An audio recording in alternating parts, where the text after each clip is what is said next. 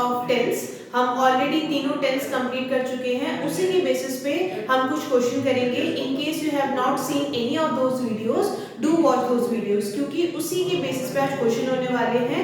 और ये जो क्वेश्चन कराए जाएंगे आपके जैसे एग्जाम में आते हैं, जैसे आपका RAMC हो गया या सैनिक स्कूल का जो आपका एग्जाम होता है, उसी के they are very much similar to the questions of Sainik school and RAMC। ठीक है, तो आज के क्वेश्चन शुरू करते हैं। सो द फर्स्ट, जो भी आपको क्वेश्चन कराए जा रहे हैं ना, make sure you answer those question first. ठीक है, बहुत जरूरी है कि आप खुद से एक बार आंसर करें, क्योंकि आपकी at the one hand you are practising, और दूसरे में क्या होगा, इन केस कोई एक कॉन्सेप्ट है जो आपको नहीं याद है, तो वो भी आपको पता चलेगा कि आपकी ये पर्टिकुलर चीज आपको नहीं याद थी। So that will help you when you are revising those tenses. ठीक है, तो फर्स्ट क्वेश्चन इज, रमेश, अब यहाँ पे आपको वर्ब का एक फॉर्म दिया गया है बेस्ड ऑन कि आपका जो सेंटेंस है वो क्या मतलब बना रहा है, उसके बेसिस पे आप करेक्ट फॉर्म लिखोगे टेंस, सॉरी वर्ब का, right. Tenses are what, they are nothing but they are the form of verb, है ना।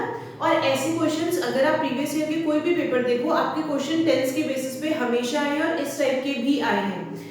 रमेश, इन द ब्रैकेट आपको टेंस दे रखा है come my home to meet me daily। ठीक है, अब यहाँ पे ऑप्शन आपको कौन कौन से दे रखे, comes, second option here is coming,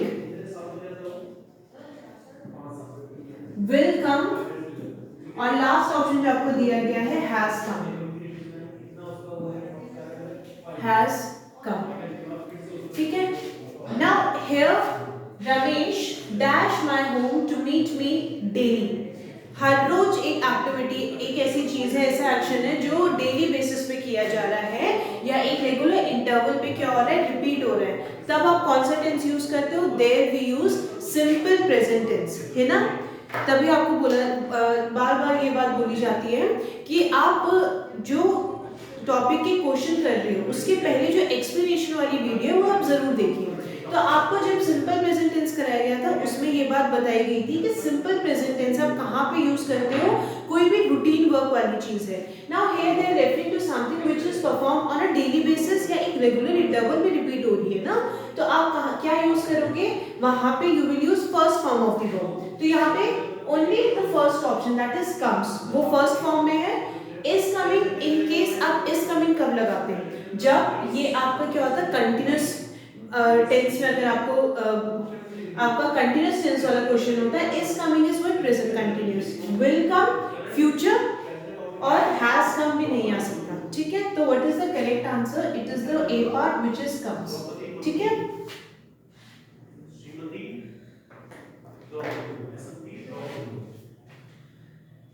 next question है आपका, some boys in our colony are spoiled, they, यहाँ पे जो आपको वर्ब का फॉर्म दिया that is respect their elders. Spoiled का मतलब क्या होता है, आप बोलते हैं ना कि he is a spoiled brat, मतलब बिगड़े हुए बच्चे, राइट। कई बार आप बोलते हो कि स्पॉइल्ड मिल्क, मतलब ऐसा कोई, स्पॉइल्ड मिल्क का मतलब है जो दूध खराब हो जाता है, राइट। सो स्पॉइल्ड बेसिकली मींस कोई चीज स्पॉइल करने का मतलब है खराब करने का। एंड अगर यहाँ पे किसके उसमें, so there are certain boys in our colony, they are spoiled, they dash their elders. ठीक है, दे आर स्पेल्ड और they are someone who do not respect their elders, यहाँ पे यही बात बोली जा रही है। तो आपको ऑप्शन क्या देंगे, so the first option is are not respecting,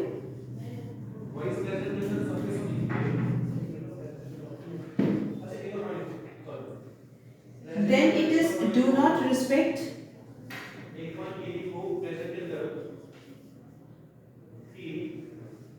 will not respect, और लास्ट जो आपका ऑप्शन है did not respect,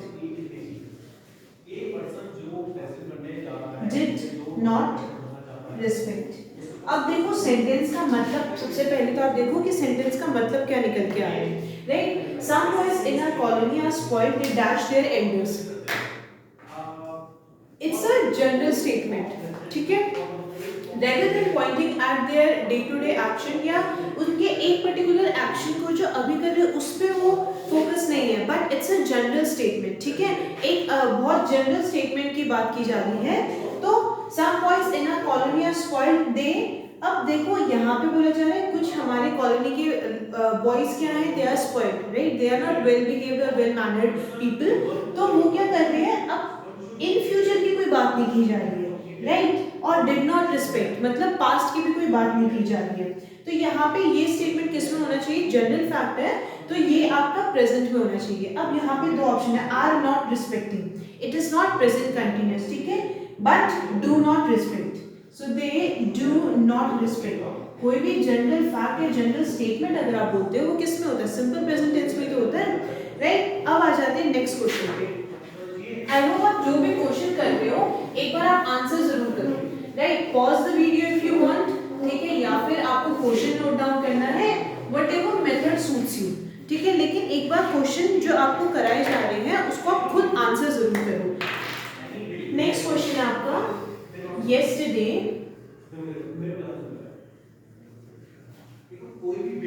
Mohit buy a car from the market, look at the word yesterday, मतलब कोई एक एक्शन जो ऑलरेडी पास्ट में हो चुका है इसी के बारे में बात की जा रही है, तो ये तो क्लियर है कि पास्ट टेंस आएगा, राइट, फ्रॉम द मार्केट। अब ऑप्शन देख लेते हैं आपको क्या क्या दिए गए हैं। So the first option here is buys, second option है has brought, next option is buying, और लास्ट ऑप्शन आपका कौन सा है, बॉट, ठीक है। yesterday Mohit dash a car from the market, alright. अब देखो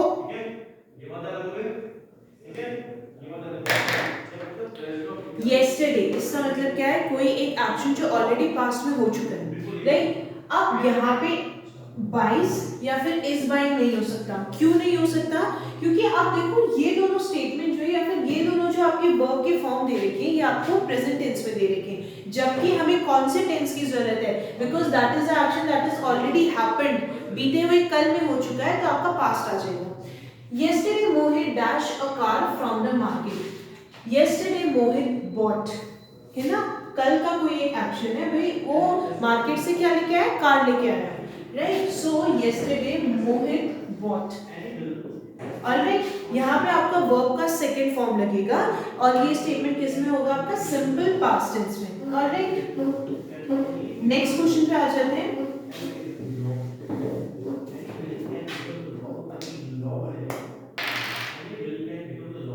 We called a meeting but nobody dash. We called a meeting but nobody dash.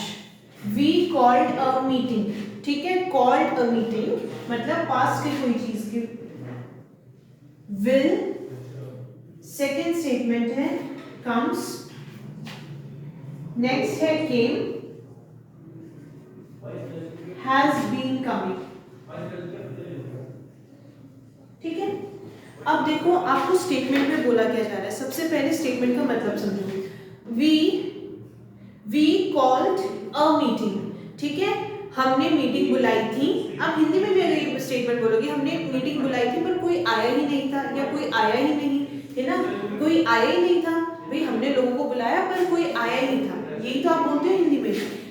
We called a meeting, now action that is already, कोई एक action है जो already complete हो चुका है और उसके जो कॉन्सिक्वेंस थे या उसका जो रिजल्ट था वो भी ऑलरेडी हो चुका है, मतलब कोई दो चीजें हैं वो ऑलरेडी पास्ट में हो चुकी है, मतलब कोई एक एक्शन होना है। जब भी आप ऐसे स्टेटमेंट की बात कर रहे हो ना जहाँ पे दो एक्शन आपके साइमल्टेनियसली हो रहे हैं, वहां पे आप क्या यूज करते हो, सेकंड फॉर्म यूज करते हो, राइट, वर्ब का second form. We called a meeting but nobody will will नहीं आ सकता, will doesn't make sense ना, अगर will आना भी होता तो उसको एक और verb की जरूरत होती है, ठीक है। नेक्स्ट है आपका comes, we called a meeting but nobody comes। अब जब मैं यहाँ पे comes लगा दूंगी तो उस सेंटेंस का मतलब क्या निकल रहा है कि हमने मीटिंग बुलाई थी पर कोई आता ही नहीं है, जबकि इस स्टेटमेंट में मतलब क्या निकल के आ रहा है कि कोई भी दो एक्शन तो हुए और दोनों एक्शन पास में कंप्लीट हो चुके हैं, तो कम्स नहीं आना चाहिए। Like we called a meeting but nobody has been coming, that also doesn't make sense. तो आपका करेक्ट आंसर कौन सा होना चाहिए? C part. We called the meeting but nobody came, हमने मीटिंग बुलाई थी पर कोई आया ही नहीं था, राइट। नेक्स्ट क्वेश्चन पे आ जाते हैं। When the president of India,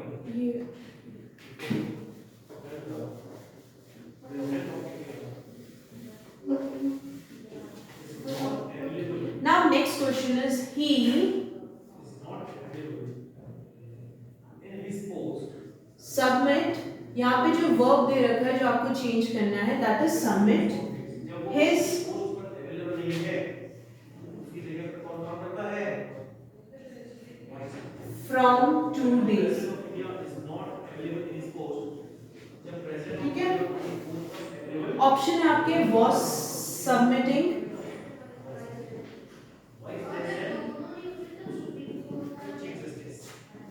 will submit, when the president of India is not in his post in his office,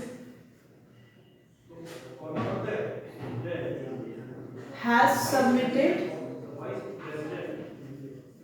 then the last option is submits,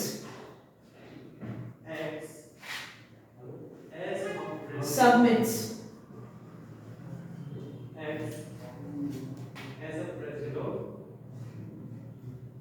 he dash his work from 2 days, जब president of India नहीं होता है, he submit his from 2 days, अपने office पर नहीं होता है या अपने पोस्ट पर नहीं होता है, तो उस टाइम पे कौन president की जगह काम करेगा? यहाँ पे ना स्टेटमेंट में,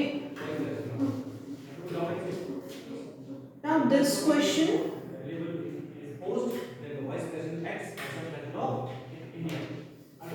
submit his work from 2 days, I guess यहाँ पे प्रिंटिंग मिस्टेक है क्योंकि यहाँ पे वर्क होना चाहिए but in the question is not given, so this might be a printing mistake.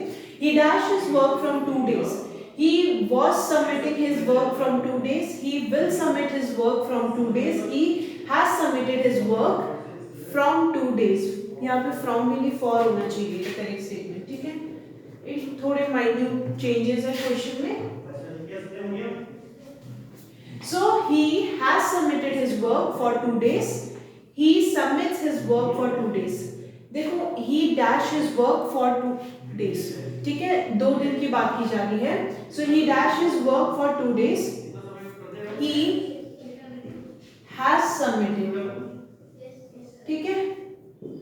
क्यों? क्योंकि यहाँ पे आपका स्टेटमेंट क्या है, कोई भी बेसिकली स्टेटमेंट का सेंस आपका किस पर्टिकुलर टेंस का है, this is for the perfect tense, ठीक है।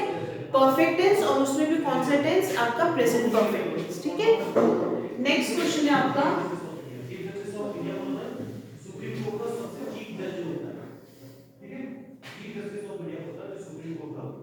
if he starts now,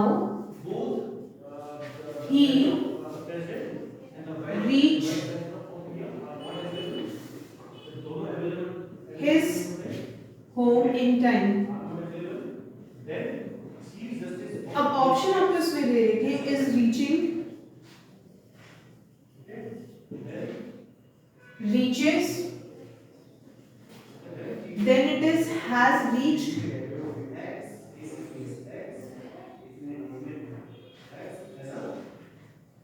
last आपका क्या है? will reach।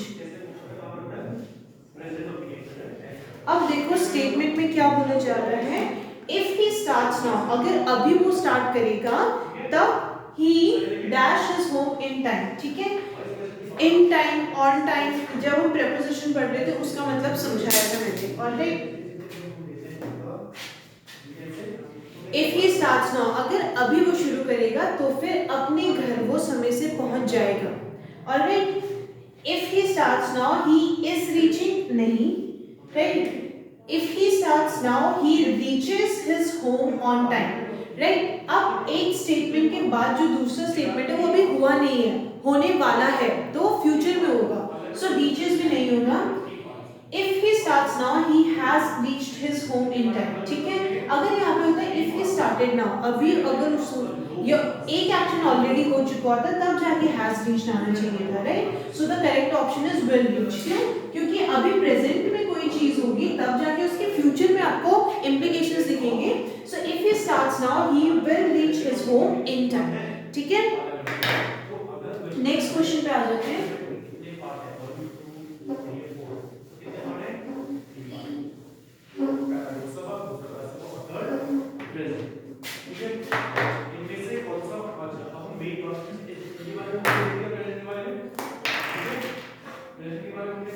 Rajni,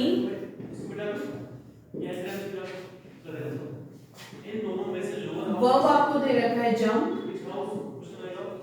on the roof for 10 minutes, on the roof for 10 minutes. Rajni dash on the roof for 10 minutes, ठीक है। अब ऑप्शन में आपको दे रखा है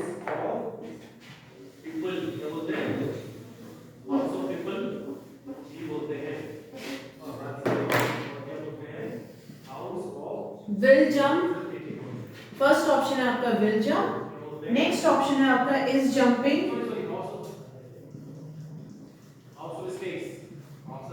हैज बीन जंपिंग,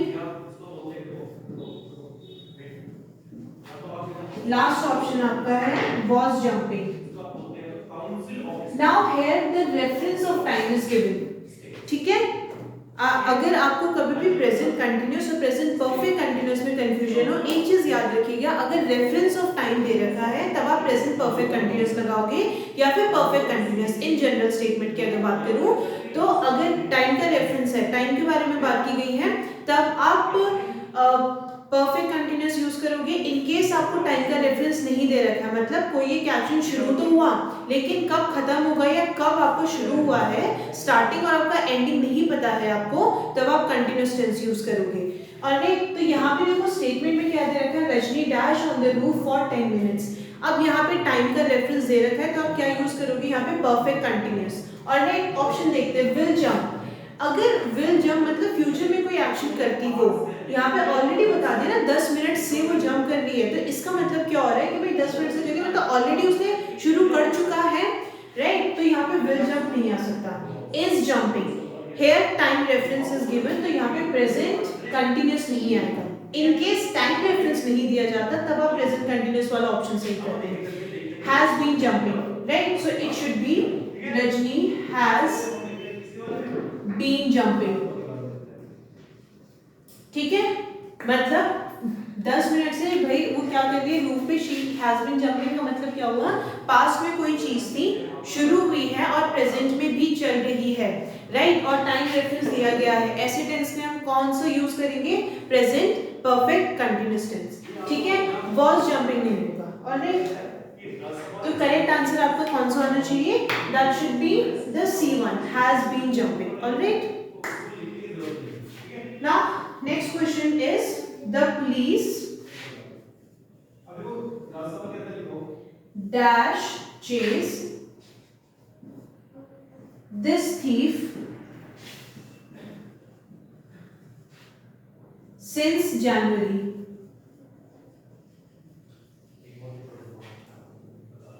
ऑप्शन है आपके has chased, will chase,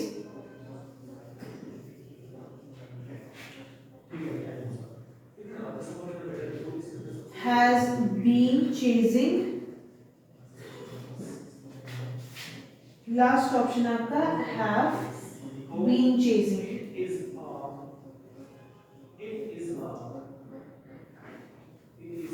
The police dash this thief since January, ठीक है।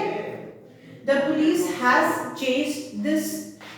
अब देखो यहाँ पे अगेन सिंस या फॉर टाइम रेफरेंस बताता है, तो पहले तो वो ऑप्शन देख लो जिसमें आपका क्या है, परफेक्ट टेंस है, ठीक है, या फिर आपका परफेक्ट कंटिन्यूअस टेंस है, ठीक है।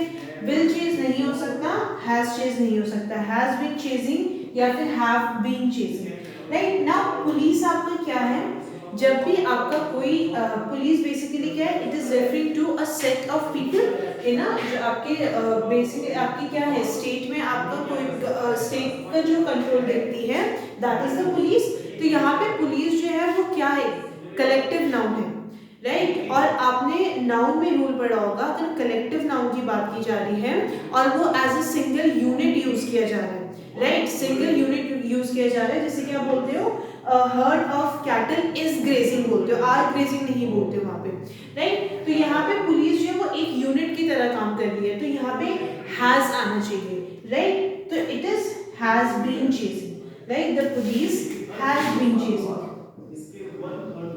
पुलिस यहाँ पे ये सी हैज यहाँ पे ये नहीं बता रहा कि पुलिस जो है वो सिर्फ एक पर्टिकुलर इंडिविजुअल के बारे में बात नहीं की जा रही है, police as a single unit आप बात कर रहे हो कि भाई जो स्टेट की जो पुलिस है वो इस थीफ को जानबूझ से क्या कर रही है, चेस कर रही है।